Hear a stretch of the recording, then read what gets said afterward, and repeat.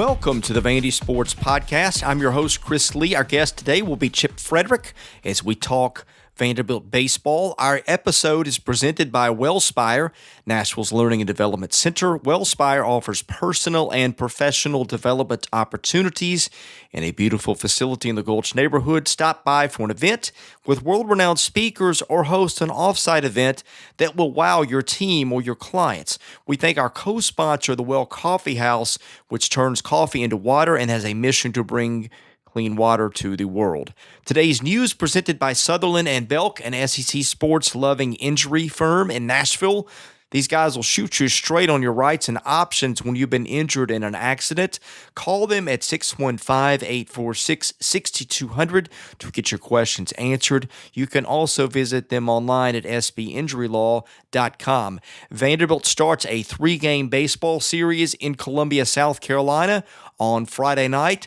The game times are Friday at 6, Saturday at 7, and Sunday at 12:30. All times are Central. The first and the third games can be shown on the SEC Network Plus, and the middle game will be on ESPNU. Our friend Chip Fridrich joins us now. He's a former Commodore pitcher, has done some color commentary work for the baseball team. Chip, thanks for joining us. Hope you're well. It is getting to be an interesting time of the year in terms of baseball. That's right, Chris. Hope you're doing well, too. I got a question. Did you bring your dog to the game the other night? No, I was at my daughter's softball game. And besides, I don't have a dog anymore. Mine are all dead. But that would have been great. How did that end up going, I guess? I mean, it was a neat idea. I know the Sounds did it, and they do it on Tuesday nights. But I was at the game with my two boys, and it was a nice promotion. I don't think they've ever done it. But it was certainly a dog of a night for Tennessee Tech, at least for, excuse the pun, but that was a beatdown on Tuesday night and a good win for Vanderbilt and a good week as the wins continue to roll here. And this is the time you want to be playing good baseball, and this team is you get school closing out and focusing on baseball full time, and they're hitting their stride here at the right time.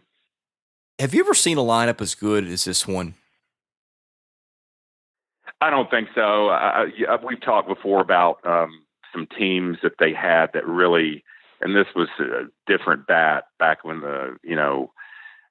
when they went to the regional in Charlottesville that year, and they had the Warner Jones and you had that group that was pounding the ball and hitting the ball off the wall. I mean, the crushing. They were a very contact oriented team, early in the count contact team, and there have been some spots, but I don't think I've ever, and I said this to a guy sitting next to me the other night, I don't think I've ever seen a team that attacks the baseballs as well as this team, makes solid contact, home runs, balls in the gap.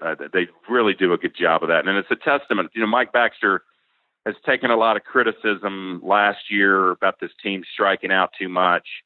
And I don't know what the numbers show comparatively, but this team definitely does not strike out as much. You look at what the development that's happened with several players. I mean, even though he's not on his way he was his sophomore campaign, you're having some great years by Infante. When I say great, just compared to last year, his home run totals up. So kudos to Mike and the staff for doing that. I think this team is as potent as any team in the country right now on the offensive side. Yeah, you've given me a lot to chew on there. I want to start with this, then I want to dive into some numbers in terms of strikeouts that I'm pulling up as we speak. Okay, you've got to adjust any offensive performance for the context of the times, whether that is ballparks or baseballs or bats or whatever the conditions are. And you've seen a lot of teams between your playing days and your days following through the media or just as a fan. I would have to think this lineup ranks up there with some of the best in the history of the conference. I would guess, obviously some of the LSU teams, even with the Gorilla Ball factored in, would have been great lineups. I remember Auburn, I think in 2010, whenever they won the conference under Pulaski, they had a really good lineup 1 through 9.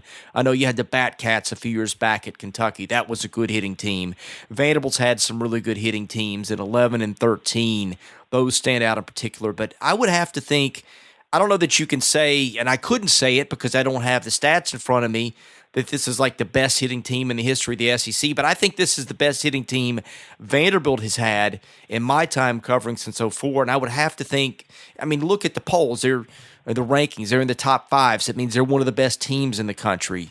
I would have to think this is on the short list of best hitting teams in the SEC in the last 30 or 40 years. Would you think that's probably true? Oh, I think so. And there's just simply no holes in this lineup and nobody to pitch around. And the strategy of having Blade and the 2-hole preceded by Austin Martin. And then you got an Ethan Paul, and you got it's just one after another. These guys, especially the left-handers, just stand literally almost on top of the plate. There's no room. They're daring people to pitch inside, and when they do, they can adjust, and especially the left-handers, and adjust, and they're still able to pull the baseball. So, yeah, and what happens too, Chris, is when they replace someone, when you do have that one-off injury, which we've talked about in the past several weeks, they really haven't had that decimating series of injuries with multiple players being out at the same time. And when it's time for the next person to step up, that's just what's happening. There's no drop in production from, they basically got, I would say, 13 guys that if you could interchange them and one or two got out, you really wouldn't know a difference. And that's the sign of a true deep team, when the production doesn't drop off, and that's what happens with this club. Okay, I chart two stats. One of them is strikeout rate, and the other one is contact rate. Strikeout rate would be the percentage of at-bats in which you strike out. Strikeout rate would be the percentage of plate appearances. That includes walks and hit by pitches. And then contact rate would be the percentage of at-bats you strike out. You've seen some interesting things. In terms of contact rate, 2016 was the team that I think people fretted about. That was the DJ Savilic team. Contact rate then 74.5. It went to between 17, 18, 19, went to 77.8, dropped to 72.8 last year in Baxter's first year, now back up to 76.3. So the team is making better contact. Strikeout rate the last 4 years from 16 up, 21, 19, 23, and 20.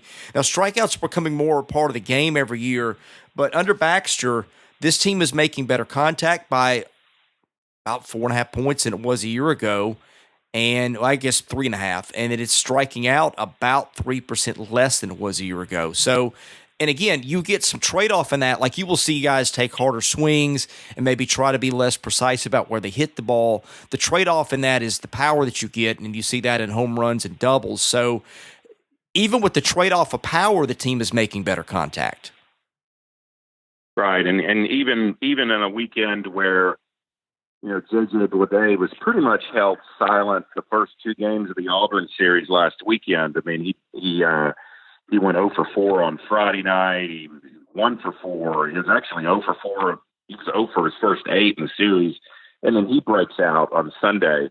You're seeing guys who are able to make up for his lack of production, if you call that. I mean, what a year he's having. So, and Blade, of course, was able to straighten things out on Tuesday night. So. It's the numbers prove it. I think it's and it's a good time to be when you see the bats start catching up with pitching. Finally, the weather's getting warmer here in the month of May, and things kind of try to even out a little bit as far as that's concerned in the category, and that's what's happening. So, yeah, to summarize, I think much better at the plate this year by this team, and one of the more potent teams. I would say in the conference, yes. And when you say you're in the conference, you're tops in the conference in the SEC, you're going to be in the tops of the country. Okay, let's start this by saying that his 3 home runs have come against MTSU and Tennessee Tech midweek pitching staff, so not exactly the cream of the crop, but boy, Isaiah Thomas can really hit the ball a long way and is pretty talented. What do you make of that kid? Man, that's just a success story. I mean, like you mentioned, the MTSU games where you had the breakout in Murfreesboro, and it just shows you get guys sitting on the pine who are waiting their chance, and he gets his chance, and what the prevailing thought is it's hard to get a kid like that out of the lineup. He can go get it in the outfield, any of the 3 positions, but he looks like he's anchoring center field. And, it's a excess that you have. And this is something we've addressed, that how do you pull a kid like that out of the lineup this weekend, whatever the situation is? And you have to, as your mentality of a player is when I get my chance, they're going to be few and far between, but I'm going to capitalize. He can run, he can go get it, and he can definitely hit it. He hit some balls on the old.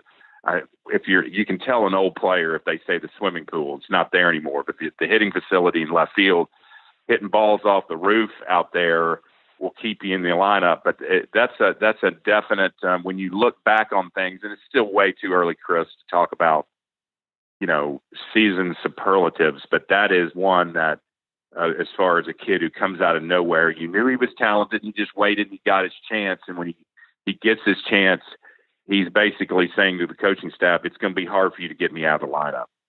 What do you make of him as a fielder? I have not seen him get great reads on the ball. Of course, he's not been out there a bunch. I know that some of that was based on the Auburn series, and I thought at times you saw some different fielders struggle to get reads. I don't know if it was a difficult sky or what it is. So I want to put that in context. On the other hand, I don't think he's playing center field on this team unless Tim Corbin thinks he's a really good defender.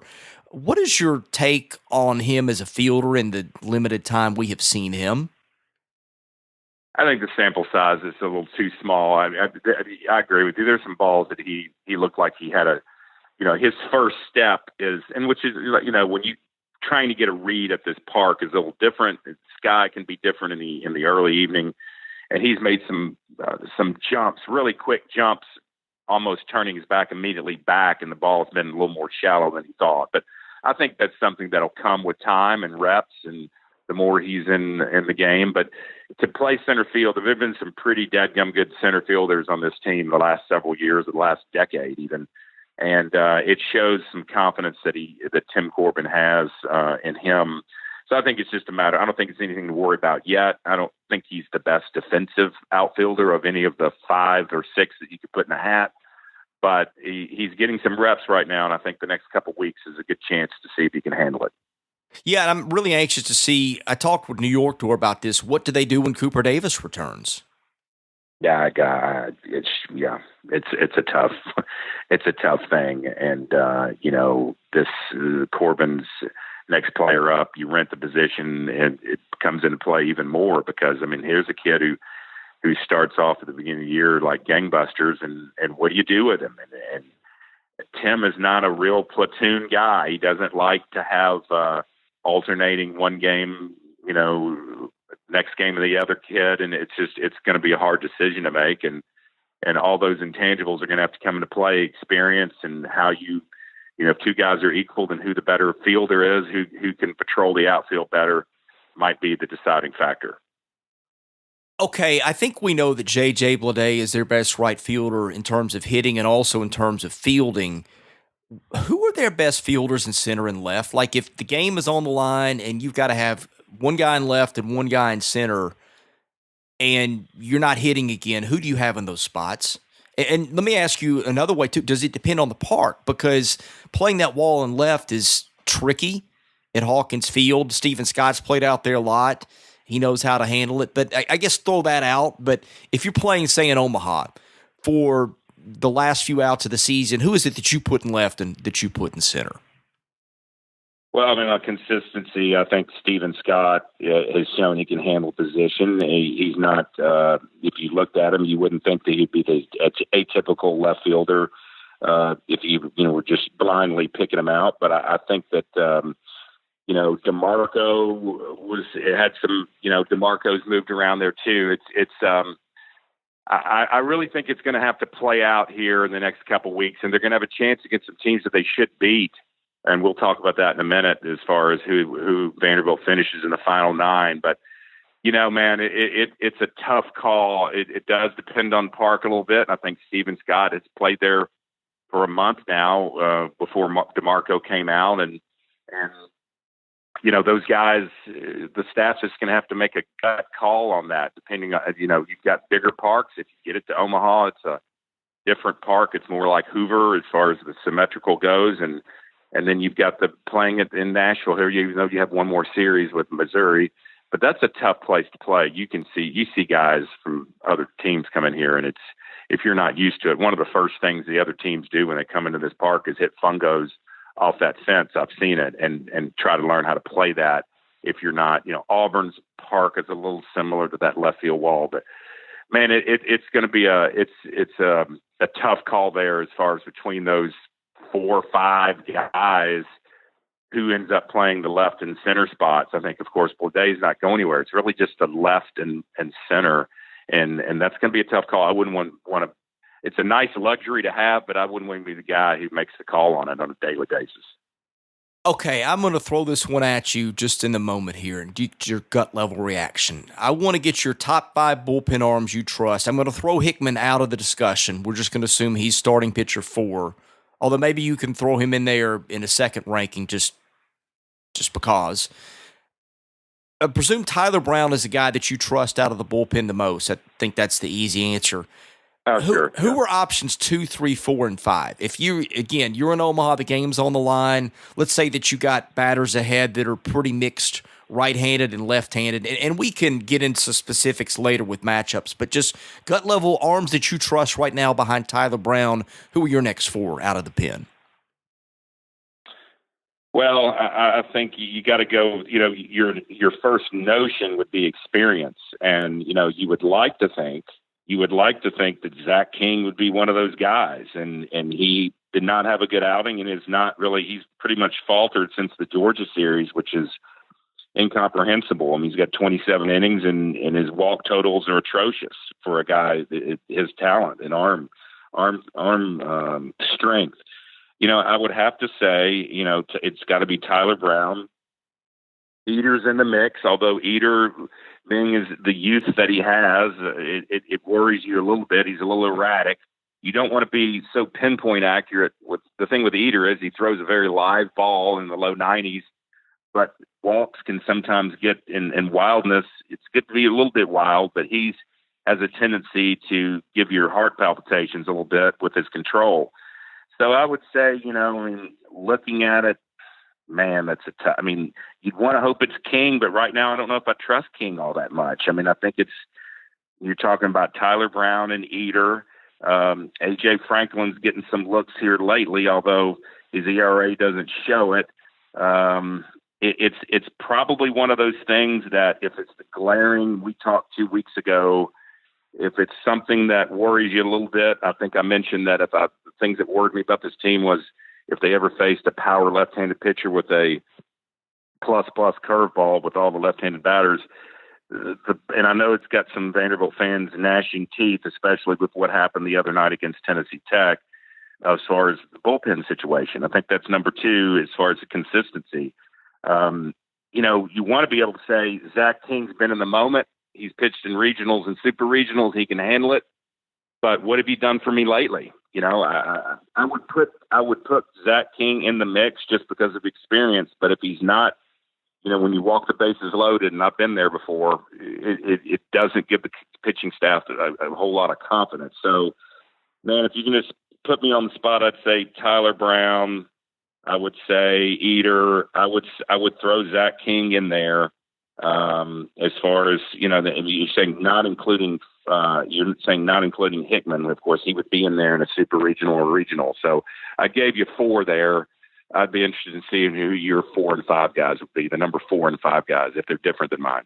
Well, and let me throw Hickman in there. Would you make Hickman your first guy after Brown?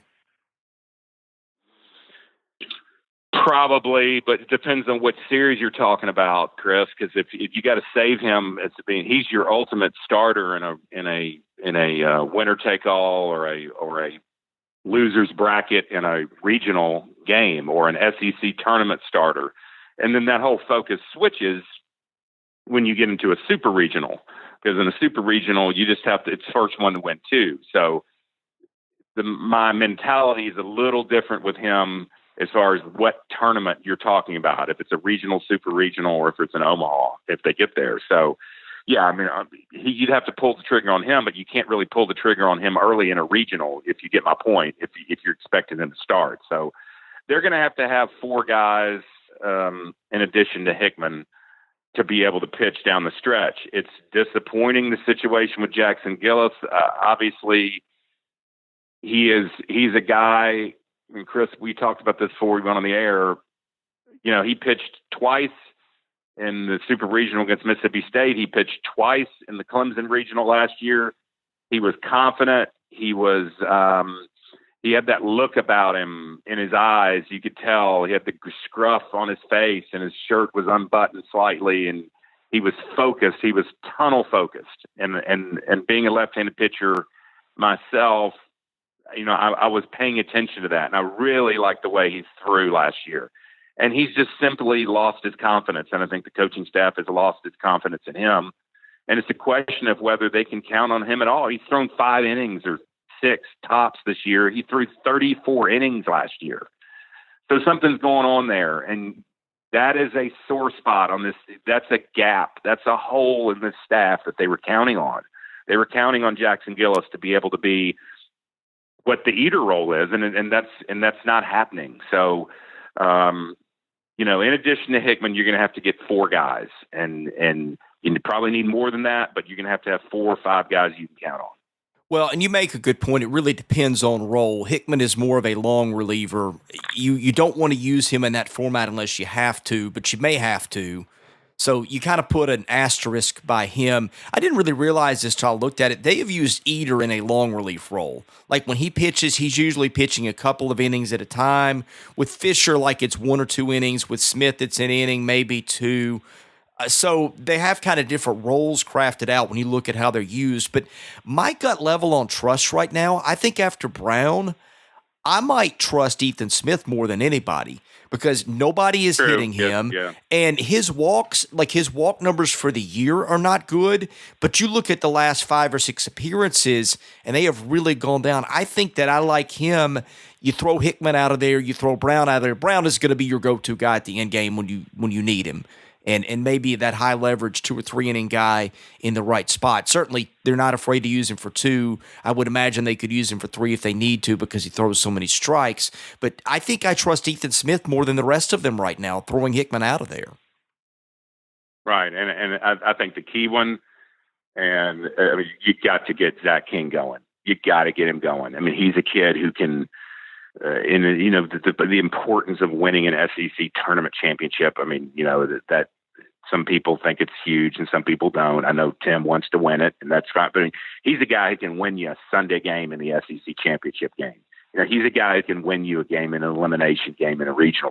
He has a starter's mentality. He can pitch, 4, 5, 6 innings. He's a big kid. He's got a live arm. He's just got to throw strikes. And right now he hasn't been able to find the zone in the last 2-3 outings he's had. And that's an important one that if I'm Scott Brown and I got my board up in my office and I'm putting asterisks by guys that I got to light a fire under some guys' rear ends, it's got to be him, whatever way that is. When I say light a fire, if it's confidence, if I got to get him some bullpen sessions, if I got to get him out there this weekend in a situation where the game might be out of hand and he can get some quality work, I've got to do that because I think he's an important one that they cannot have what's happened to Gillis happen to Zach King. Well, and A.J. Franklin's the other one. The batting average against Franklin this year is $132. He will walk some guys, but he's been so hard to hit right now, and he doesn't walk guys in droves for the most part. That might be another arm that I might even put him up there. I could make the argument, again, you throw Brown as your number 1. You throw Hickman out of the discussion for the reasons we discussed. I might not, after Smith, want to go Franklin. I agree. I could see that logic, definitely. And they've got 9 conference games and 2 other midweek games to figure that out. Hopefully they can do so. Well, and Eater and Fisher are the other 2 that have been interesting because they're so similar. They both get that fastball up to 95, 96. They're both lefties. They're both big guys. Not easy to hit. Fisher has been wilder on balance for the year. And I've preferred Eater for the most part. I'm not sure. I haven't switched a little bit. Games on the line, last game of the season, you got to go with the lefty, Fisher or Eater. Who do you go with right now? Oh, man, that's a tough call. I would probably lean towards Eater a little bit, but I think they're both that would be pretty equal there. It's whoever's throwing strikes, and it's whoever's in the bullpen and bullpen sessions, and you get in their head, and they can do that. It's a toss up to me right now between those two. I'm going to the mailbag before we get out of here. Our mailbag is sponsored by Vanderbilt fan and independent insurance agent Josh Minton of Brentwood. Need home, auto, motorcycle renters, or landlord insurance? Do you need life insurance or commercial insurance? Josh can help you with that too. Call him 615-933-1979. Email him at josh@hqinsurance.com. Follow him on Facebook at JD Minton HQ. He's my insurance agent. Give him a try. I think you'll be pleased. And please give Josh a call. Help those who help our show. And again, you've got nothing to lose. Josh, there's a good chance he will be able to get you a better insurance quote than what you've already got because he can shop from different companies. Okay, Ann Arbor says, and boy, this is the million-dollar question, what's the best way for a struggling pitcher to get his confidence back and throw strikes? Well, you got to have quality bullpen sessions, number one, and schools being out here. I think exams are finished for most of these kids. I'm not sure. I know it rotates every kind of first week in May, second week in May, but I think the guys are done. You have to really, with some of these kids, that they got the pressures of the exams over with, and they can really now, it can almost be 24/7 baseball. And you start with these guys who are struggling, the Zach Kings of the world, the Jackson Gillises of the world. You got to have quality bullpen sessions and really break down what they perhaps are doing wrong fundamentally in mechanics.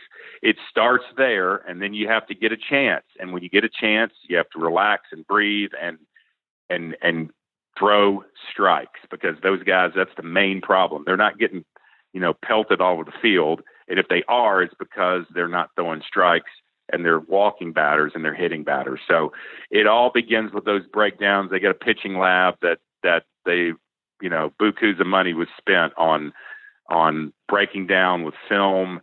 And it's a confidence thing, though. These guys haven't forgotten how to pitch. It's the mental part and it's the mechanical part that they need to get straight. And they've got 9 conference games and 2 non-conference games in the tournament to figure out. And I'm confident that they will. They need to get 2 or 3 of those guys I mentioned in the positive. And that's where it starts. It starts in the pen. It starts in the part that no one sees in the bullpen and in practice. And I think they'll get it straight. I hope they do. Okay, you answered part of this question earlier, but not the way it's phrased. Chester Copperpot 1 wants to know, have you ever walked your first 3 batters faced on 12 straight balls? The answer is yes. The answer is, believe it or not. You did throw a strike in there? It was I'd rather not really talk about it. It brings I'm going to have nightmares. Chris, I pitched against Alabama my freshman year. I hadn't pitched a whole lot. It was in April. It was mid-April. And so I came in relief, and they were pretty good. And I think I struck 2 guys out, pitched like 2 innings.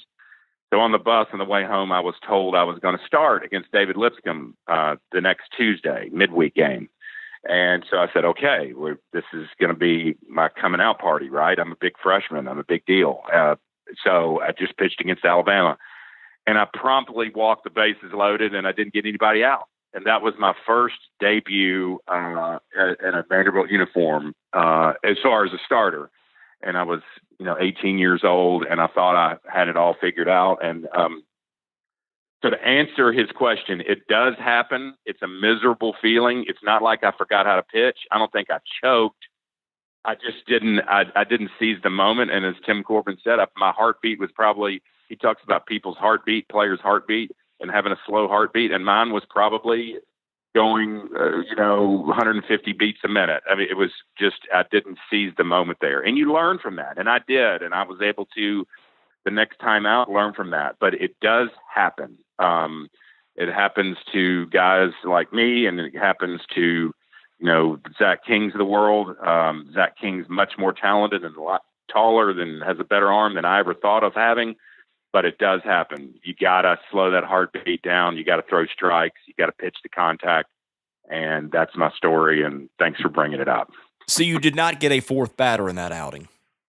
Did not. I was quickly pulled and experiment over. But I did get another chance. So I did get to go out there later on and throw. But, of course, when that happens, you think, this is over. Like, I've ruined my shot. You start overthinking, and it gets all psychoanalytical, and you worry about you're never going to get another chance, which I was 18 at the time, was immature and didn't, but yeah, it's a horrible, one of the worst feelings as a pitcher is when that happens. It's happened a couple times. I've seen games this year where, pitchers don't get a batter out, but it's a very lonely walk, to the dugout when that happens. You just feel like you want to just dig a hole and bury yourself behind the pitcher's mound. Well, you have thrown a lot of strikes in the real estate business, maybe even hit some home runs there. Tell people about what you do.